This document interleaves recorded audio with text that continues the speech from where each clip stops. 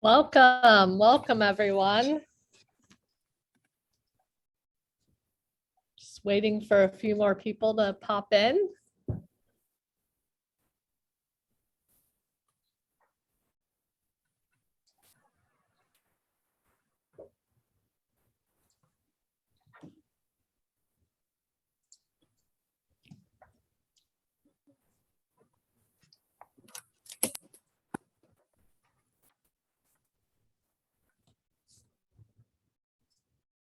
Welcome to today's webinar. Just have a few people more connecting. Welcome. Glad you could join us today.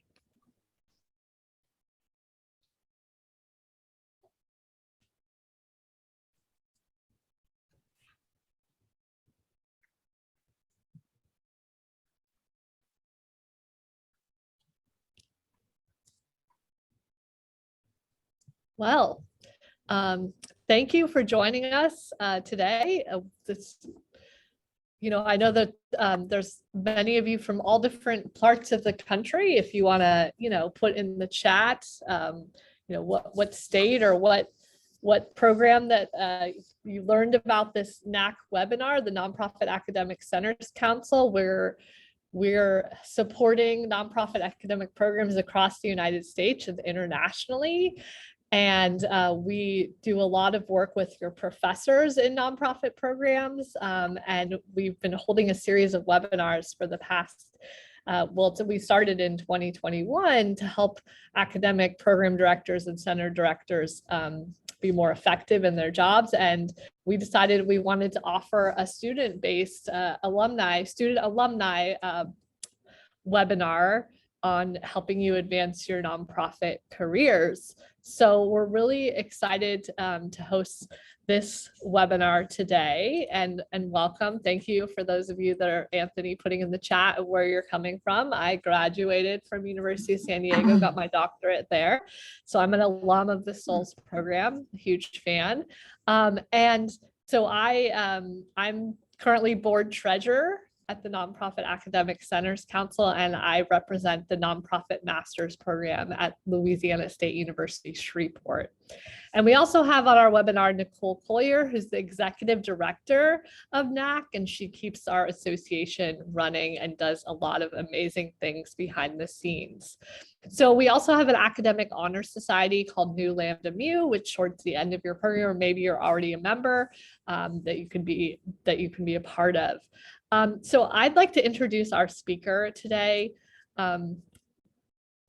Jenny Flynn McKevick.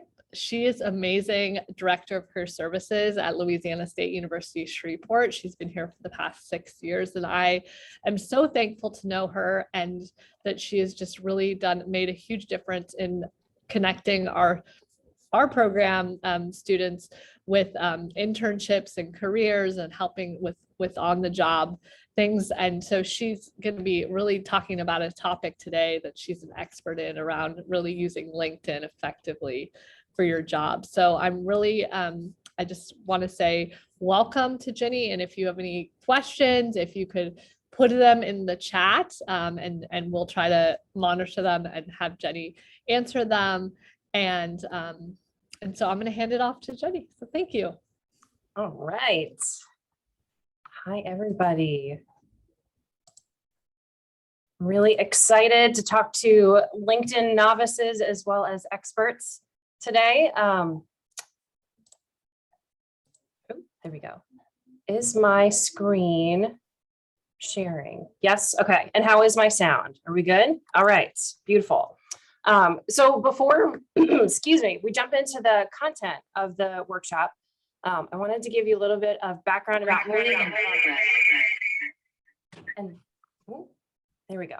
And why I am such an advocate for LinkedIn. I hope that my enthusiasm is contagious today about the tool, why it can be valuable to you in your career and job search planning. All right, so a couple things about me.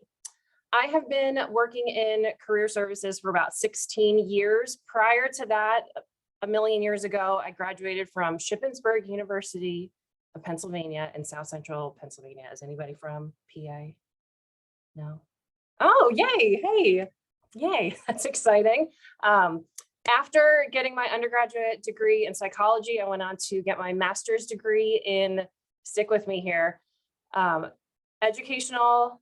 it's a Master of Education in Counseling Psychology with a concentration in College Student Personnel Administration. It is quite a mouthful. That is from James Madison University.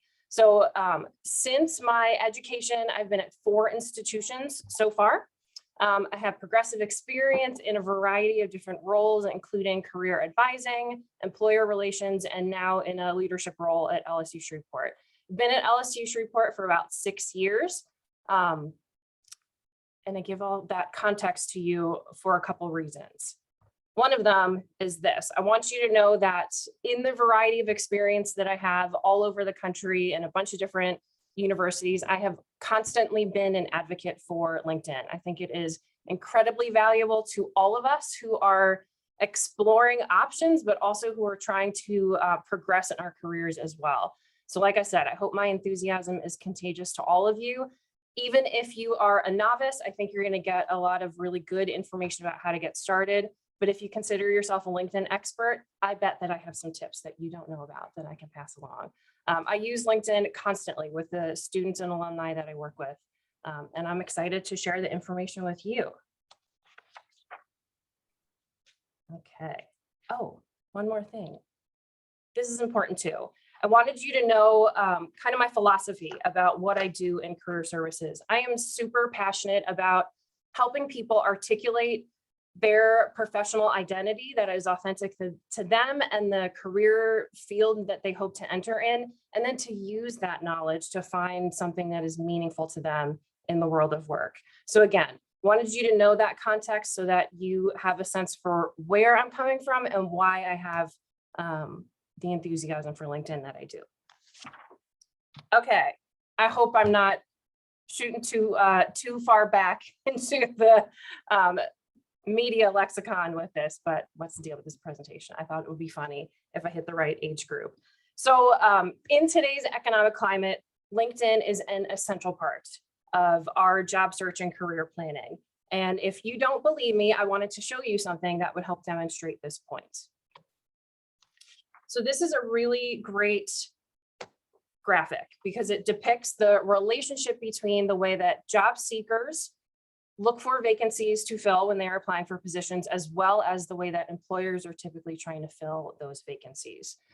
If you could just put into the chat, what do you notice about how the left side is related to the right side of this little pyramid here?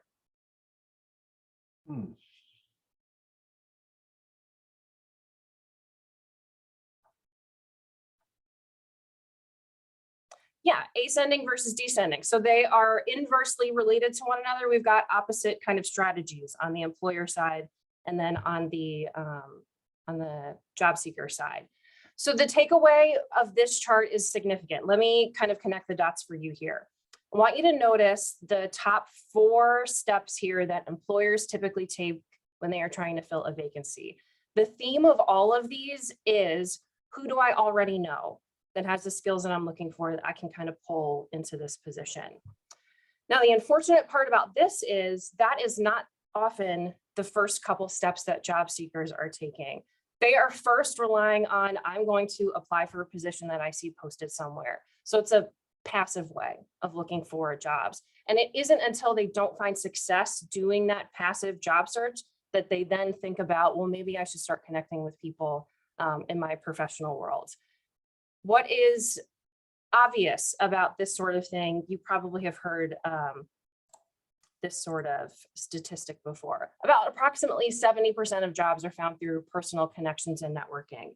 That shouldn't be surprising to many of us. So folks who rely on that job posting where they are responding and waiting for an organization that they like to post a position, they're missing out on potential opportunities because a lot of employers may have already found somebody before they even get to post the position. Now, luckily, LinkedIn offers a lot of avenues for us to start transitioning our job searches from passive to active. And don't worry, I'm going to go into all of that stuff in just a second. Okay, back to Jerry. Sorry, he's here again. Now I want to talk about the lay of the land of the next 45 minutes or so that we have together. So first, I want to start with a sales pitch about LinkedIn. I want you to have a really clear idea of what are all the benefits of using this system? How can it be beneficial to you in your career and job search planning? From there, I'm going to spend some time talking about the profile.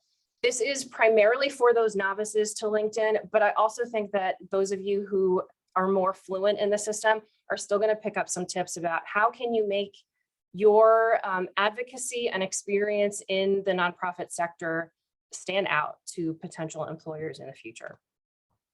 Then we're going to talk about how do you use this system to your advantage to start networking and connecting with others. And we're going to finish up by talking about how to use the system to find leads. All really good stuff. I also wanted to bring up the points that everything that I'm going to be discussing with you today is available on the free version of LinkedIn. It is my professional opinion that you should not be paying for LinkedIn unless your job requires it. So that typically means people who are reaching out to hire people or are in some sort of entrepreneurial sort of role. Otherwise, everything that I'm going to show you, there's tons to do with the free version. For most of us, that's going to be enough. Okay, so let's talk about why LinkedIn is valuable. Here's my pitch. So LinkedIn is useful in 6 distinct ways. So first and foremost, LinkedIn offers you the chance to build relationships in the industry that you hope to enter or progress in the field that you already are in. LinkedIn has over 750 million users from 200 countries, representing nearly any industry that you can think of. So the system offers recommendations to you about how to build your network and continue to grow it in an authentic way based on where you went to school, where you are geographically, the field that you're in, all kinds of stuff, all in an effort to help you find people in the real world to include in your network. I am dating myself here, but gone are the days when we had Rolodexes on our desk filled with business cards of the people that are in our professional network. Now, what we do instead is track that stuff electronically. And I think LinkedIn makes that process really simple. And it also helps you build it, like I said, in an authentic way. LinkedIn is also really great because you have control over what is out there about you on the internet, in at least a small corner of the internet. Chances are someone is probably going to Google you before they hire you or interview you. And if you have a LinkedIn account, that is going to be one of the first search results that pops up about you. So if you have taken the time to capture your skills and accomplishments in a way that you are proud of on your LinkedIn profile, that is a really simple way to impress a potential future colleague or somebody who potentially wants to hire you.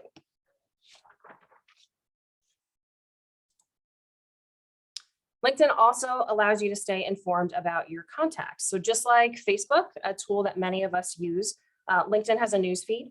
And on that newsfeed, you're going to get updates about the people that you are connected to within the system. So let me offer you an example of how this might be able to help you in the future. Let's say that you have an internship in the nonprofit sector, and then following the completion of that internship, you connect with your supervisor from that site. And then let's say, like, as you approach graduation, following that internship, you see in your newsfeed that they've been promoted. Yay. So you can like celebrate with them. That's really fun. But you also have access to information about a potential vacancy in their organization that they have left because they've transitioned into a new role, potentially before others have access to that information. You also have an ability to contact the person who knows your work from having worked with them in the organization. So that's an easy in for you if that is a position that you are excited and interested in. So I think that's really valuable. Fourth, LinkedIn offers you the chance to research opportunities with new organizations. So those of us who work in career services, our job and what we are passionate about is kind of being the middleman between employers and students and alumni that we serve. We want to make sure that they find one another. And we offer a lot of opportunities for that to happen, but we also know that we can't meet everybody's needs all the time. That can be because we have online degree programs that are in, folks are located in various parts of the country, or we simply just don't have those strong ties with the industries in the communities where they are hoping to work. What LinkedIn offers you is the power to initiate those contacts on your own. There are a lot of ways that I will be showing you how you can find people in your industry and make those one-on-one connections and really show them that you're passionate about the industry and that you've got a lot to offer it as well. Fifth, LinkedIn also offers you the opportunity to research companies and paths. This is really fun too. I'm going to get to this later, but most companies on LinkedIn have company pages. So you can really become a nerd for who that company is, what they are all about, who they employ, lots of stuff. So that can be really helpful if you plan to apply for a position. You can really speak to what that audience wants. And you can also know more about the culture that they offer. In addition to that, you can also use the system to learn about what your peers who are in similar academic programs to yours are doing in the real world. So it allows you the chance to really gain a realistic idea of what your options might look like.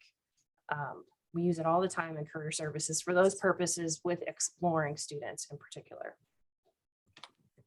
And then lastly, and I think most importantly, LinkedIn is really useful because this is where recruiting happens. A recent study by the Society of Human Resources Management, you may know of them as SHRM, they found that among recruiters who use social media to recruit, 94% of them said that they are using LinkedIn. Since its launch, LinkedIn has really become an essential part of every HR professional's toolkit. It is essentially ubiquitous. So LinkedIn offers folks who do recruiting accounts so that they can find people who have the skills that they need for the positions that they are attempting to fill. So they can do things like search for candidates by past and current employers, job titles, years of experience, seniority level, company size, etc. So they can really go deeply into who they want to potentially hire and then reach out to. For instance, Greg Belcher, who is the founder and CEO of Off the Hook Jobs, says that he uses LinkedIn for every open search. So to quote him, he says, "I do advanced searches to identify potential candidates and typically will send emails about our interest. If an individual has an email address posted in their profile, I may also send an email directly to them." So from this information that I'm sharing, here's the takeaway that I want you to remember. It is essential for you to be present on LinkedIn so that you are visible to the people who are trying to hire you. By not using it, you take yourself off the map. And most recruiting professionals, this is the map that they're using to look for talent. So don't leave yourself behind, as the title of the presentation says. Okay, so for those of you who are not using LinkedIn or are unfamiliar with how it works, I wanted to make that explicit so that we all are on the same page. We're going to pretend that we are all this beautiful Asian woman here in the middle. Right now, you're on the system, you've developed your account, and you've started to connect with people that you know in the real world, friends, family, classmates, that sort of thing. The folks comprised of your first degree connections, you've got 8 of them. So these are the people that you have directly invited to connect with you, or vice versa. They have invited you to connect with them. These people you have full access to, you can message them, you can talk to them, you can see information about them in your newsfeed.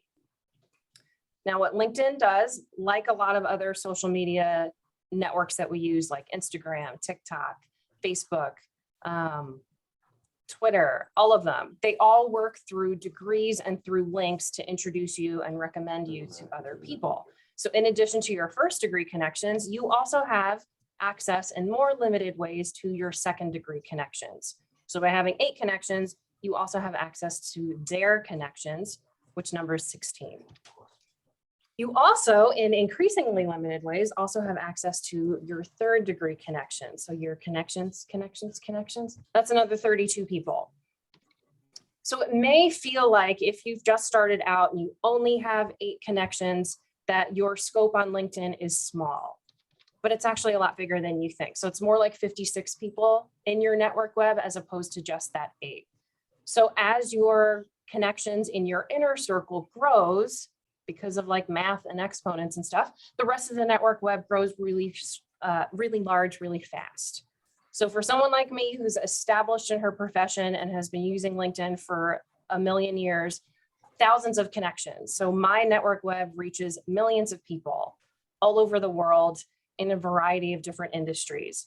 And that's beneficial to me, but that also means that I can lend support to others as well.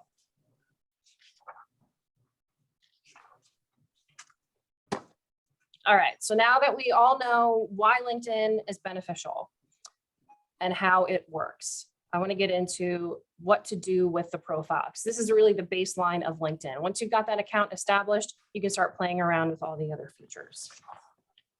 So I'm going to enlist the help of a video to talk about 5 golden rules of your profile. It does say student profile. Those of us on the call who are not students, the content still applies. It's still really useful. Another note about the content, the video is a couple years old, so the references that they make and the images that they use of LinkedIn are outdated, but that does not detract from the quality of the content. It's still really, really good. All right, so I'm going to start the video and then I will pause it periodically to show you real world examples of what they're talking about and just to expand on what the narrator has said. So I'm going to pop on over to YouTube. And if by chance the sound is overwhelmingly too loud or too quiet, let me know. Welcome to video number 2 in our LinkedIn Grad Guide series. We're going to be talking about building your professional brand. This is the second in our series of 6 topics to help you use LinkedIn in your job search and career planning. In this video, we're going to talk about another really important question. Deep, right? While philosophers throughout history have tried to answer this question, we're going to turn to a more contemporary resource, Google. The reality is that many important people, recruiters, grad school admissions officers, and others are checking you out online before deciding to meet you in person. Just look how common this is. 70% of employers have rejected a job candidate because of information they found about that person online, according to a recent Microsoft survey. On the flip side, the same Microsoft study found that 85% of employers say that positive online reputation influences their hiring decisions. The takeaway is that your internet image matters. Just look what Holly Paul from PricewaterhouseCoopers says. It's no longer enough to simply have a solid resume. Students now need a professional online presence. The problem is many students don't have the most professional online presence, especially on social networks like Facebook or MySpace. This is a fast way to lose a big opportunity. Check out the search results for Shripad Sriram, an MBA student at Northwestern. His professional LinkedIn profile is the first result when you Google his name. What a perfect way to impress a recruiter. Of course, once someone clicks through to your LinkedIn profile, you want it to be the best representation of you. Let's talk about how to build a really strong LinkedIn profile. Here are 5 key tips. We'll go through each of these one by one. First, display a professionally appropriate photo. At the top of your LinkedIn profile, you have the opportunity to display a picture. While not required, this is a nice way to show your professionalism and help recruiters put a face with a name. Piece of cake, right? You've been posting photos online since you were in kindergarten. Well, there are good photos to post and not so good photos to post. A good photo is one where you're alone, wearing appropriate clothing, have a pleasant expression on your face, and a simple background behind you. What's not good is a picture of you with your friends, your boyfriend or girlfriend, a cartoon, or another image that's not you. Before we get to golden rule number 2, I want to add to what the narrator has talked about here. I think that she implies to all of us that are watching this that you have to have a headshot, professionally done headshot. And I want to bust that myth. That is not the case. We all have these amazing devices that take incredible pictures. You just need a simple background, a pleasant expression on your face, just like she said, and a friend to take your picture. That's it. This will capture something very nice for you to use on LinkedIn. The other thing that I wanted to communicate is that if your LinkedIn profile has a picture, it is 14 times more likely to be viewed by other people on LinkedIn. So it is valuable to consider. The other hesitancy that I often hear from folks is that they are a part of a protected class and are fearful of discrimination in their job search based on their picture on LinkedIn. Don't worry about that. Recruiters who are using the system for that purpose of recruiting, they have the ability to turn off your picture so that they protect you and they protect themselves from that discrimination fear. So no worries. Get that picture up there. It's valuable. Next, let's talk about the headline of your profile. Lots of people type in whatever comes to mind and move on, but this is one of the most important parts of your profile. Here are some good examples of smart headlines. Here are some not so good examples. Okay, so the headline, excuse me. On your LinkedIn profile, you have the opportunity to add information directly under your picture and your name. This is what she's calling the headline. I want you to think about this space as your opportunity to talk about your personal career brand. A lot of people choose to put their current position listed in there. I have done that, but I have also chosen to add just a little snippet about the niche that I think I occupy in my field. So it's a chance for me to communicate to others what I think is valuable about me or what's unique about me. For those of us who are not yet in the position that we want, you don't have to talk about what role you currently occupy. Instead, you can talk about what you aspire for. So that's really a good keyword to write down if you're taking notes during this. You can put something like aspiring nonprofit professional hoping to work with health-based organizations, something to that effect. Talk about what you hope to be doing if you're in a transition, if you're about to graduate, or if you're switching careers. That is an okay thing to do.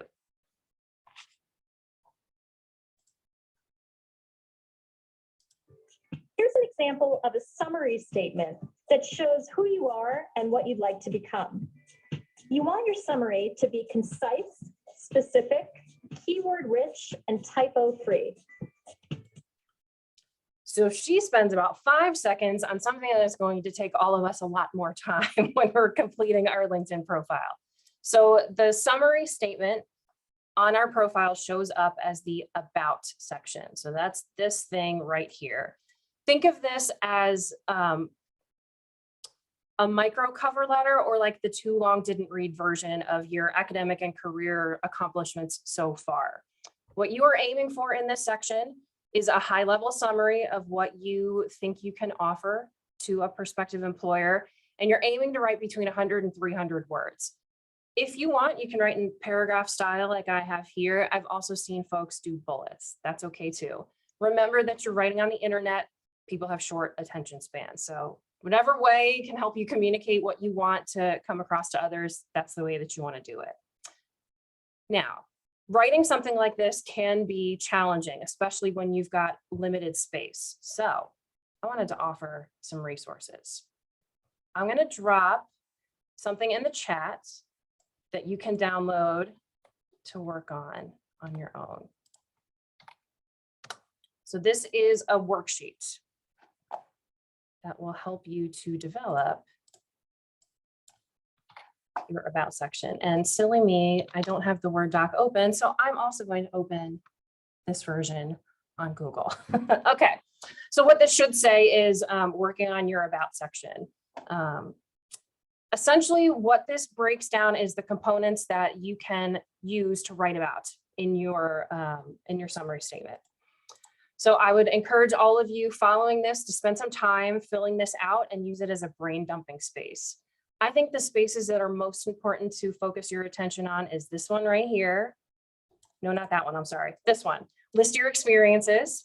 And then the one directly under that, describe the skills that you've developed in those experiences. Use this as a place to think about what have you done so far that relates to where you hope to be going in the short term. So if it were me and I was working one-on-one with a student to do this, we'd talk about a class project that had to do with the nonprofit sector and potentially even the like niche in the nonprofit sector that they want to occupy. So maybe class project on fundraising, for instance. Maybe they are also part of a student organization or a professional organization. And they hold a leadership role. They also may have a part-time or full-time job.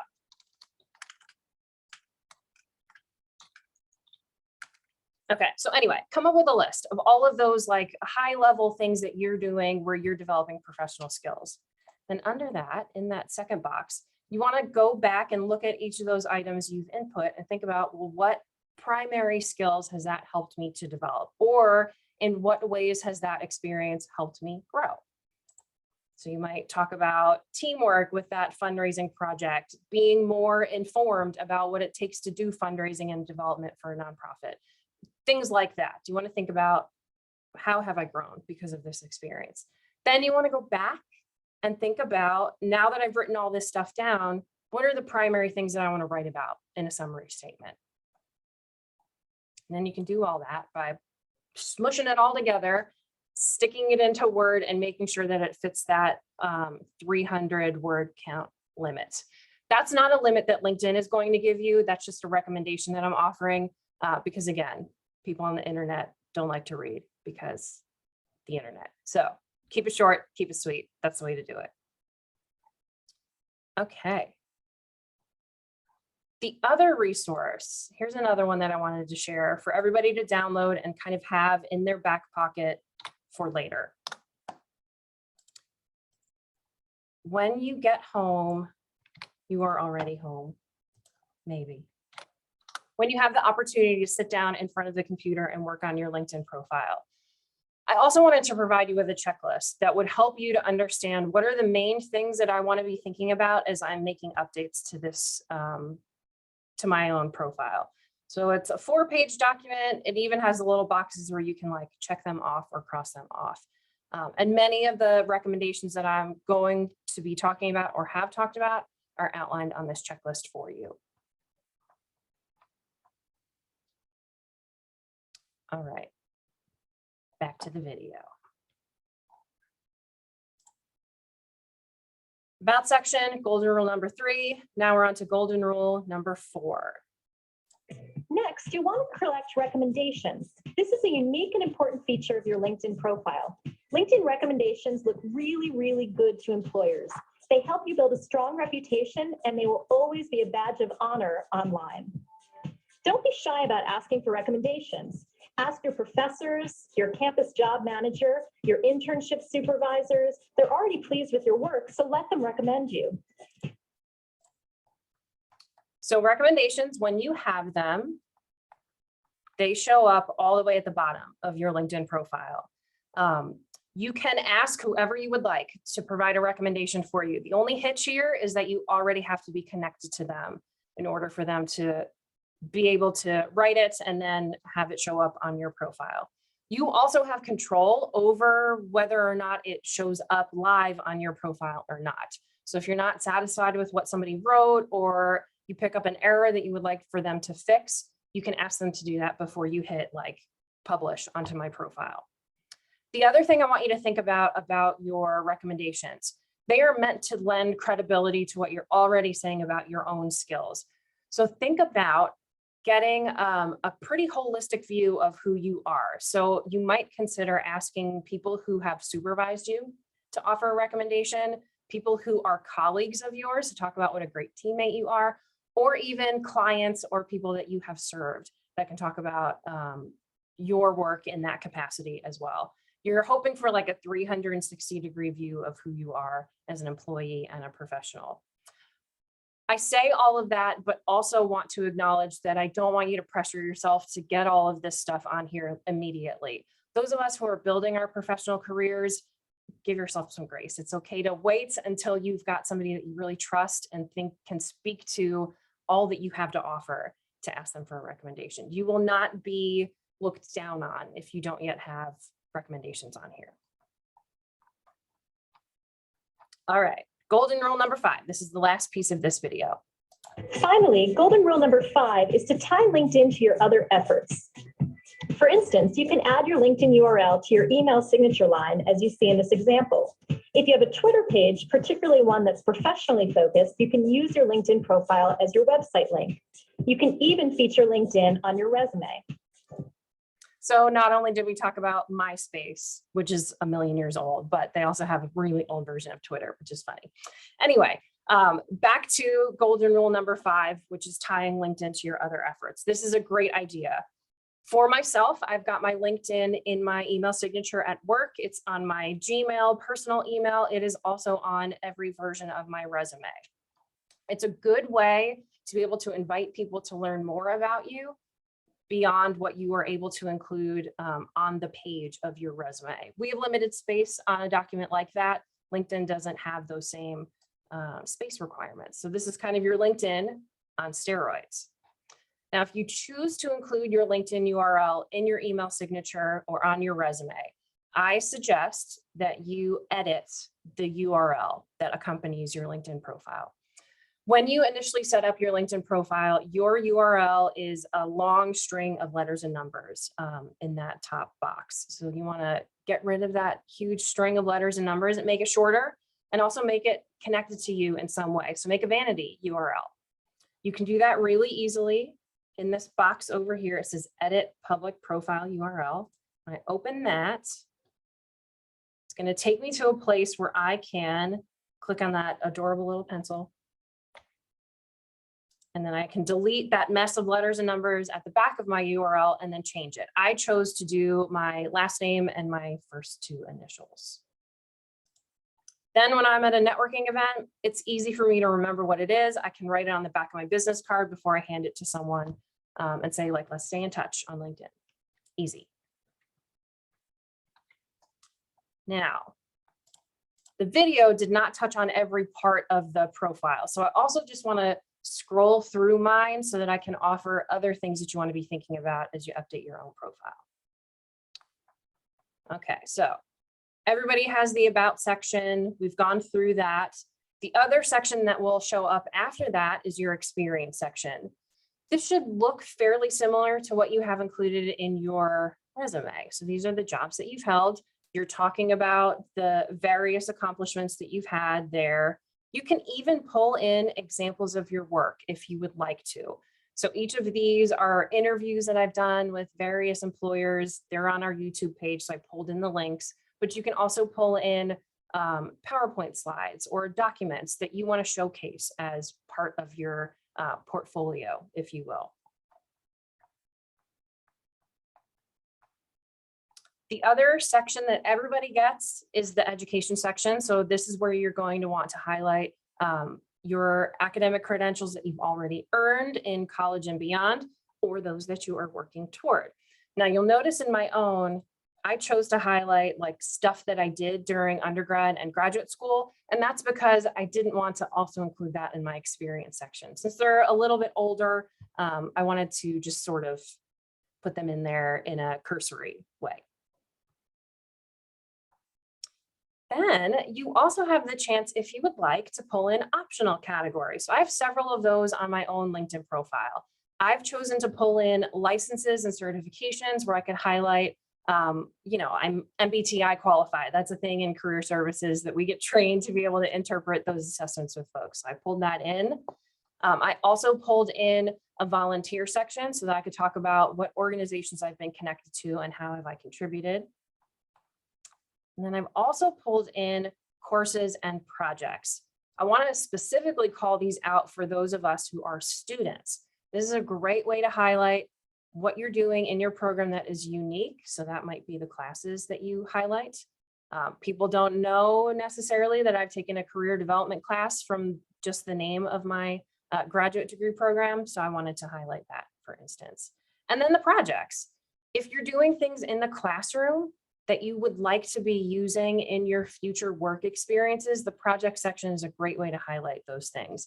Otherwise, you don't have the opportunity in your experience section to talk about those. So pull this in if there are things that you're doing in your academic work that you want to showcase. The last thing that I've got on here is an honors and awards. Nope, sorry, there are two more. There's an honors and awards section and an organization section. So I chose to pull those in just to like more holistically show my accomplishments as a professional. Oh, totally. I've got a question in the chat box. It asks, can you put extra work projects in a project section? Yes, I have done that as well. So it's been a long time since I've been a student. So these are all professional projects that I've been pulled into. So yeah, for sure. That's a good question, and you should definitely be doing that. Now, the other section that I zoomed past that I also wanted to talk about is the skills section. So this section, everybody also has, but don't pressure yourself to fill this out with like 100 skills. Pick like 5 that are concrete and industry related that will help you potentially show up in a recruiter search if they're doing that on LinkedIn. All right, I think that's everything that I wanted to highlight. Before I transition away from the profile and onto the other sections of the presentation, I wanted to make sure that I address any questions if folks had them. Jenny, I wanted to bring up the fact that we have a badge for New Lambda Mu, or at least that we've created. So, so if you're affiliated with a NACC Center program and you're a New Lambda Mu, and those badges are really helpful to highlight. So I just wanted to mention that. If you and when there is one established, it's really easy. All you got to do is like click a button and it will talk to LinkedIn and put it on your profile for you. So yeah, that's great. I don't have enough of those. Those are cool. So, and the other ones, if you are ever affiliated with the Nonprofit Leadership Alliance, they have the Certified Nonprofit Professional badge as well. So employers and like those badges. Good stuff. Thank you. This has been very helpful. Okay, I'm not done yet. All right, so now we are headed to section 3, which is how do you start beyond the people that you already know in the real world that you've connected with? How do you authentically build your network?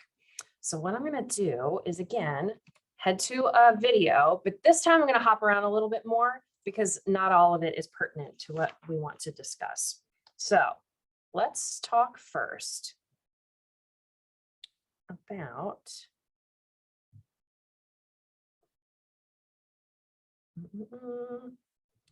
strategies you can use to build your network on LinkedIn.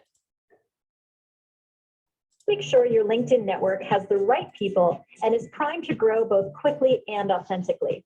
We'll look at 3 quick and easy steps to build a strong and valuable professional network, one that could lead to your next opportunity.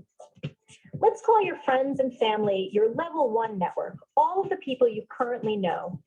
You just have to start thinking about the people in your life, not just as mom, dad, and Aunt Susie, but also as people who are professionals themselves and have professional networks.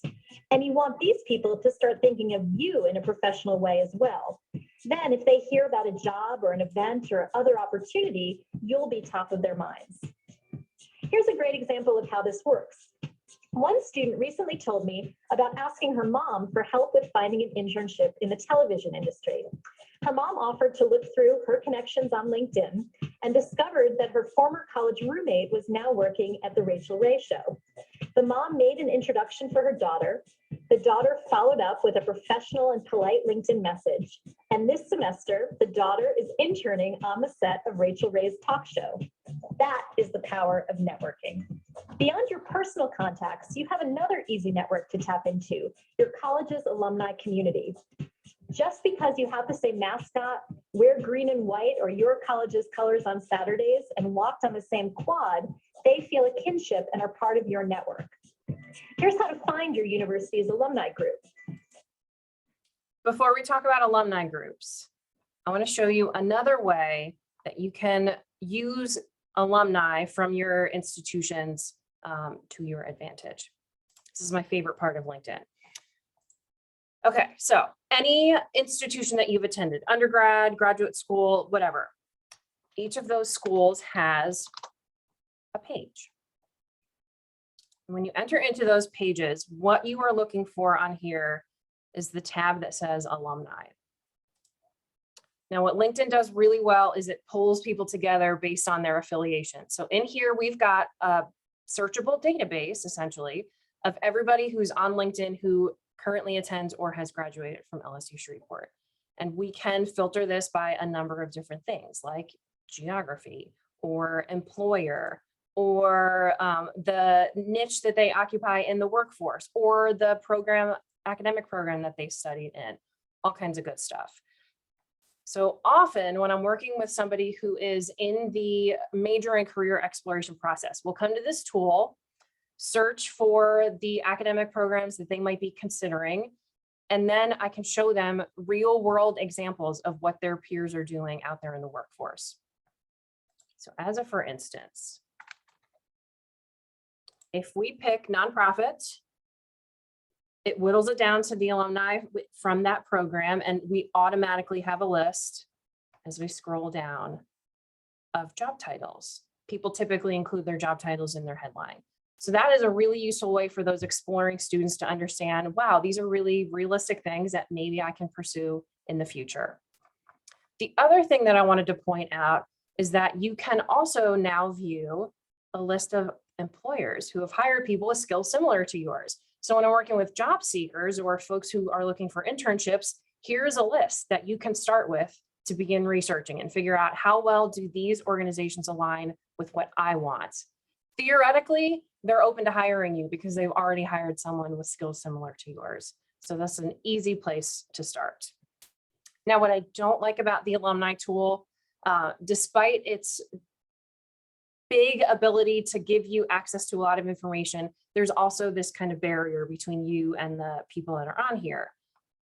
You can't talk to any of these people unless you're connected to them. And you can like reach out and connect with them. But I think that there are actually easier ways to get access to a lot more people in groups. So I'm going back to what she was saying in the video. So there are two kinds of groups on LinkedIn. There are alumni groups, and there are also industry groups. Let me show you first how to find alumni groups. It's really easy. All you got to do is type in a keyword like your home institution. And then from there, you'll notice a bunch of different tabs pop up. You want to pick groups. The list will show up of all the groups that are affiliated with that institution. And then what you want to do is be choosy about which ones you opt to enter into. I recommend that people look at the description of the group and then also look at the members of the group. How large the membership is, I meant. And that's key because the more people who are part of the group, the more people you have direct access to. Check this out. So there are over 1,000 people in this alumni group. And when I click into the See All Connections section, this is essentially a membership directory of everybody in the group. Now notice, as I keep scrolling, there's a message button next to everybody. So all 1,095 people in this group, I can send a message to if I would like. So unlike the alumni tool, where there's that barrier, you can only really be a voyeur. Here, you can actually reach out and talk to them.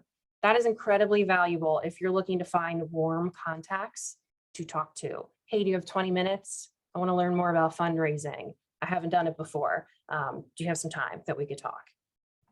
That sort of thing. That's called an informational interview in our field.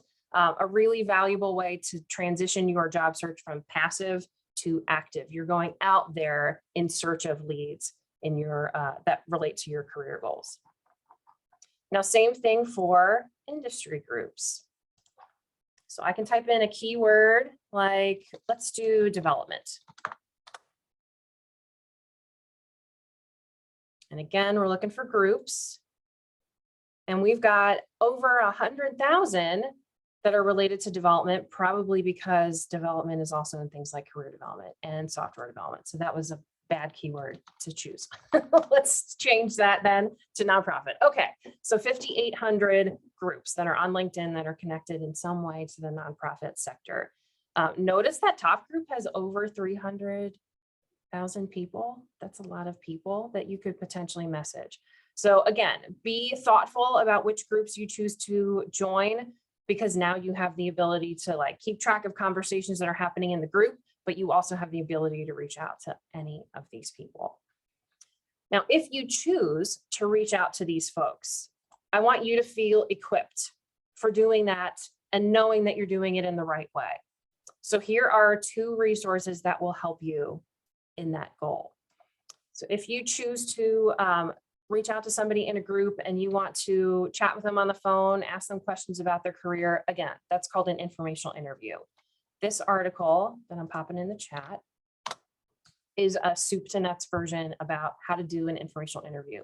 It even has sample emails. If I were to reach out to somebody to ask for an informational interview, what should that sound like?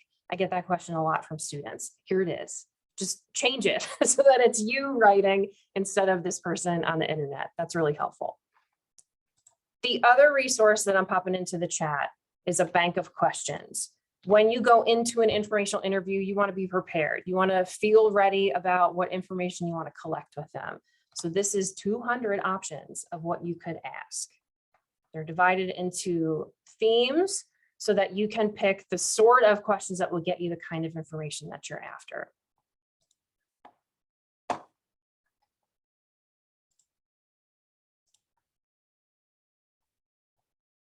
So there is a question about, my LinkedIn profile in the chat. Is that what you're asking for, Anthony? Sure thing. There you go. Okay, so that is the information that I wanted to share about informational interviewing. A really good thing to be considering as a way to talk to people and really build and expand your professional network. Now, the other thing that they cover in the video has to do with what are other ways that you can authentically build your network beyond those alumni, those individuals who are alumni and the people that you already know in the real world. So I'm going to jump ahead.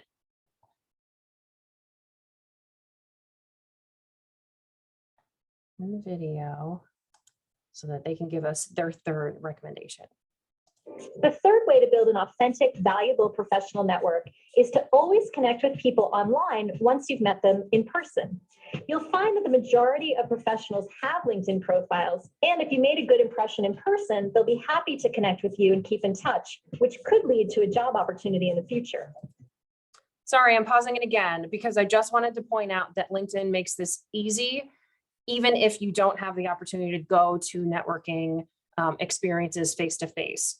In the My Network tab, LinkedIn recommends people based on where I went to school, where I live, what industry I'm in. So this is a good section to check periodically just to see if there's anybody else that you want to invite to join your network. So lots of good options in my city, in my field, etc. All right, and then lastly. Finally, remember that it matters how you ask people for connections and for advice. Just like on Facebook, on LinkedIn, you can connect to someone without customizing your connection note. But I don't believe this generic message will get you very far. As you can see in the example on your screen, the best practice is to write a brief, customized, polite note to explain why you want to connect. Remember that how you build your network is just as important as why you build it. Always be authentic, polite, and positive. So I want to underscore what she just said, because I think that, oh no, that's going to pull something up. No, don't do that. Sorry about that. I want to underscore the importance of what she just said. LinkedIn is a great place to safely practice those professional skills that we're all building in our academic programs. So take the time to show somebody why it's valuable for the two of you, why it's valuable mutually for the two of you to be connected with one another. So I would recommend taking a screenshot of this slide so that you have an example of what you can mimic if you're hoping to request to connect with someone. The next slide is an example of what it would look like to reach out to somebody in a group to ask for an informational interview. It's very similar to the one that is in the informational interview guide, but it's customized to LinkedIn.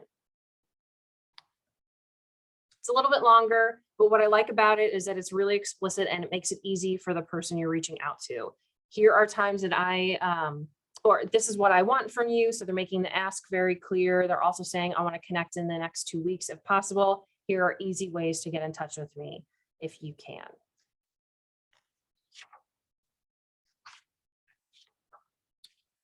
All right, now the last part.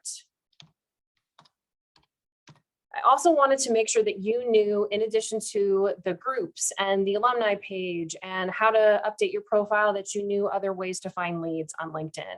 These are actually really simple to access and probably pretty obvious too.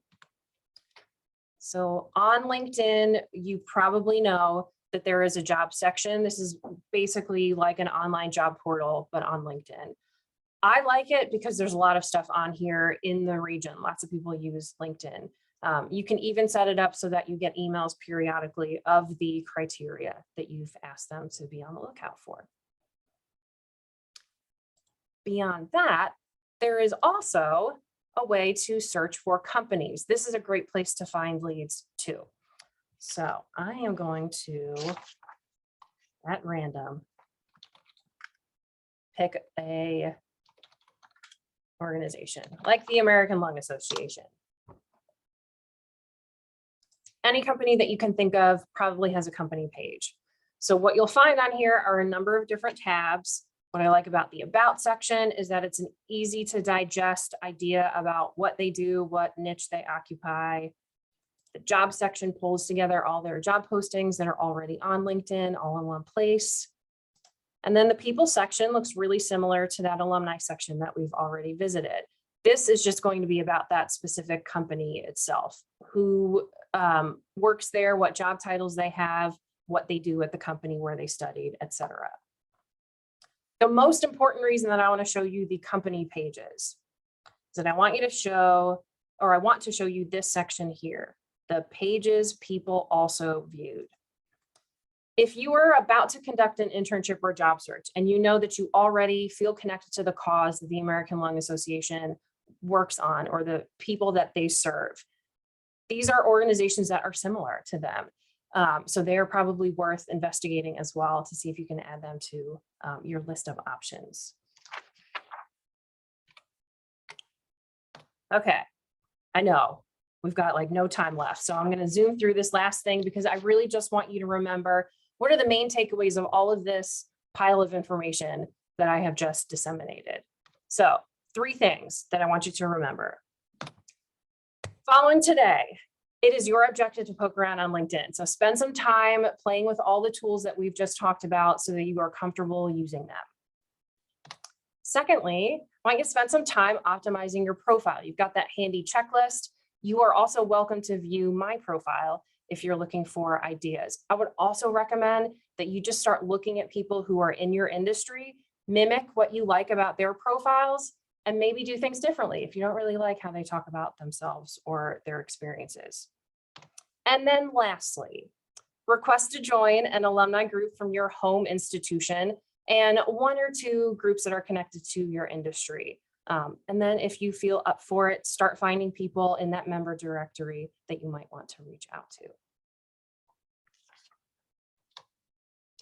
Okay, in the time that we have left, which is what, 30 seconds, I am happy to entertain questions that you might have about LinkedIn.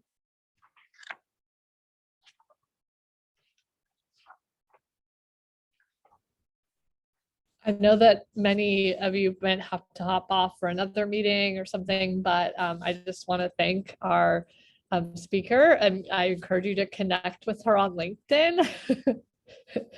Message her, or if you have a question as well.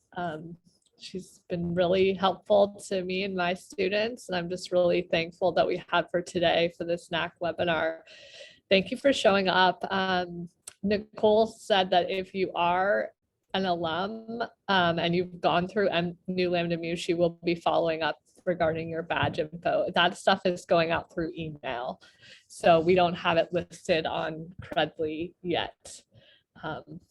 But thank you so much, Jeannie, for this helpful information. I'm active on LinkedIn, but I always like learn from you and like get a tip and to enhance my LinkedIn profile further. And it's very effective. And I'm just so thankful to, I know you've liked some posts that I've done and everything too.